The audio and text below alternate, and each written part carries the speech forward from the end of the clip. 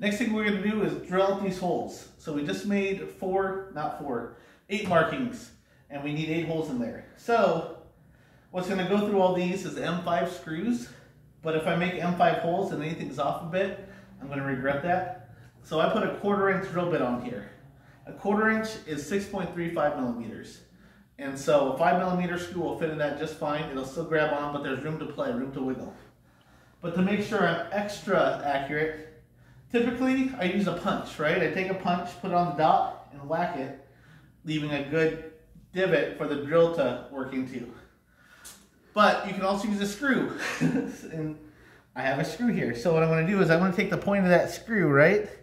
Put it on there and give it a good tap. And now that's dented there. Okay, next hole, tap that. Next hole. So, denting all these, just so the drill doesn't wander off as I start this. All right, got a little dent everywhere. Okay, I also don't want to ruin my table down here, so I'm going to put a piece of wood, but I'm going to make sure it's literally underneath where I'm drilling because I don't want a huge blowout on the bottom. As I'm pushing down, I don't want the stuff to go like this. I actually want it to drill away so it's a good hole instead of got all this mangled mess. And we're still going to have some mangled mess, but I have a countersink bit to clean that up. You can also use a bigger drill and go lightly on the back side to clean it up. But here we go. So I'm going to do these 2 holes. I got the piece of wood underneath it. Let's see. Oh, gotta go the right direction. There we go. I'm going to start eating that.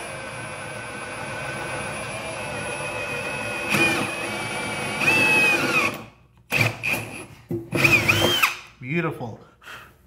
It's a nice hole. Do it again.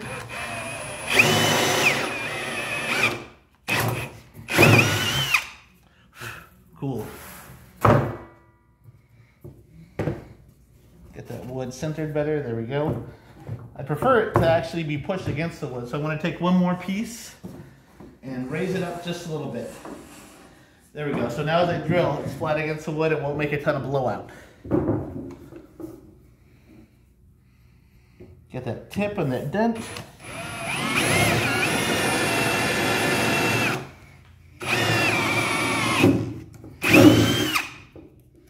And those are some hot pieces there. And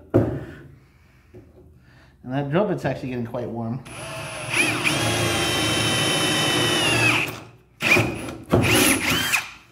All right. And I got 4 more to go.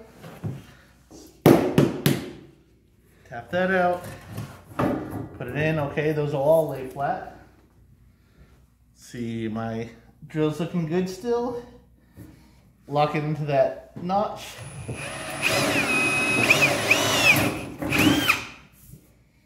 Now these don't need to be nearly as accurate because they're rubber feet.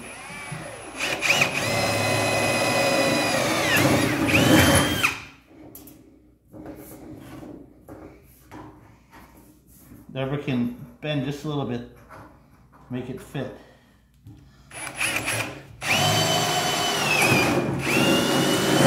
Whoa, that sink in there.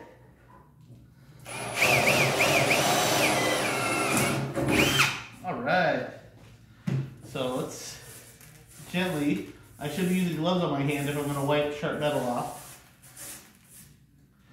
But let's take a look at the back. And yeah, very little blowout. Actually, I've got one little spur here and a couple little spurs here. So I'm going to put my countersink on here and just do a really quick cleanup. There we go. Nope, still a little bit of spurring left. There it is. Okay, let's try this guy.